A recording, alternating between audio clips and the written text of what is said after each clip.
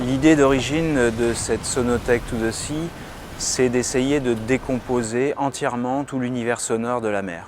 Moi, j'ai pratiqué le montage son en parallèle de la prise de son pendant une dizaine d'années et je garde encore ces réflexes de montage, c'est-à-dire quand j'enregistre des sons, j'essaye de me demander de quoi j'aimerais disposer comme élément séparé, que ce soit le plus malléable possible pour les combiner et reproduire n'importe quel point de vue image.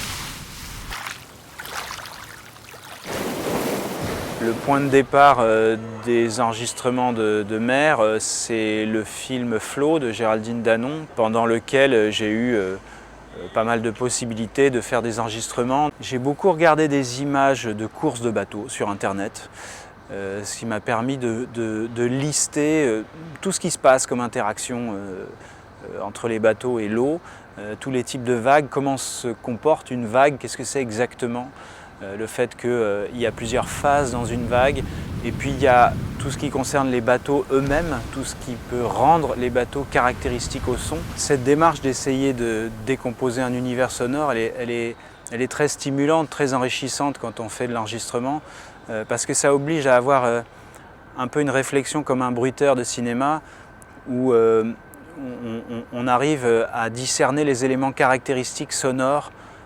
Qu'est-ce qui caractérise un bateau? Quels sont ses sons les plus emblématiques? Quels sont les sons qui permettent au spectateur de dire que c'est une tempête?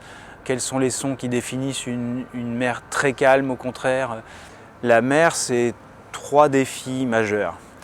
Le premier, c'est de l'eau salée. Il n'est pas question d'exposer son matériel d'enregistrement à l'eau salée parce qu'on le détruit très rapidement avec l'oxydation.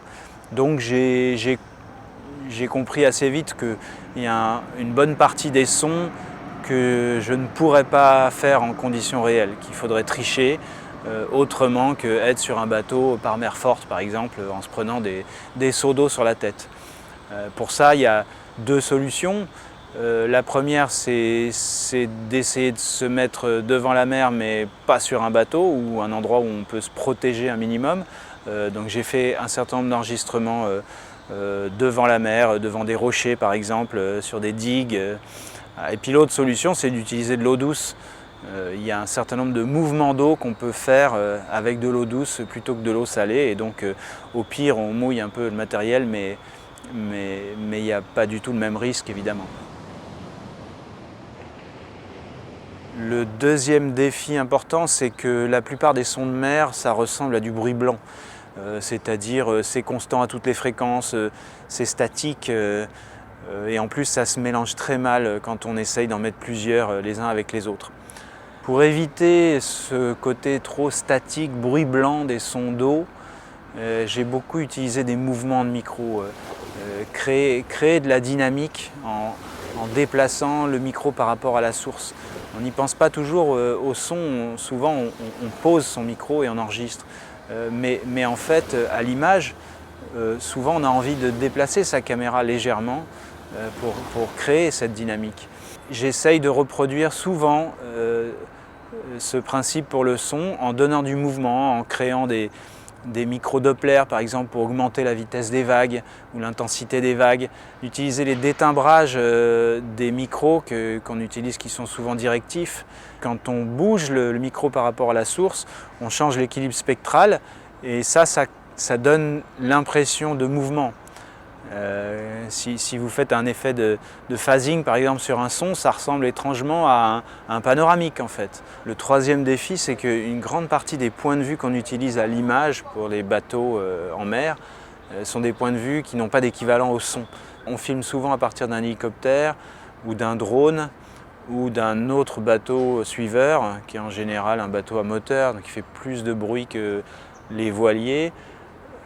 Et au son, c'est difficile d'avoir l'équivalent. Donc il a fallu tricher beaucoup ces points de vue, donner l'impression qu'on a des plans moyens d'un bateau seul sur la mer, des plans très larges de la mer. Une vague, c'est quelque chose qui change d'aspect pendant toute sa courte existence. Au son, je voulais avoir des composantes massives pour illustrer la force de la vague, des composantes à variation un peu rythmique, mais aussi des composantes à variation de fréquence. Pour l'écume par exemple, c'est quelque chose qui est beaucoup plus aigu que la vague elle-même et qui permet de la terminer. J'ai toujours dans ma tête la musique que je dois entendre. Je ne sais pas toujours comment je vais la fabriquer cette musique, mais j'expérimente et de temps en temps quand je trouve un son qui correspond à ce que je cherchais, je le sais d'une certaine manière. Ça correspond à ce que j'avais déjà entendu dans ma tête. Il y a eu ensuite une phase de post-production sur ces sons, non pas pour les améliorer, les trafiquer, la plupart des sons sont les sons originaux, mais pour aller un peu plus loin encore dans la combinaison et fabriquer, proposer des nouveaux sons. Et puis enfin il y a la volonté de créer des presets sur SoundMiner avec Radium pour pouvoir entre guillemets jouer ces sons, les interpréter, leur donner un côté vivant parce que on va sur un clavier les déclencher à volonté, les combiner comme on a envie de les combiner.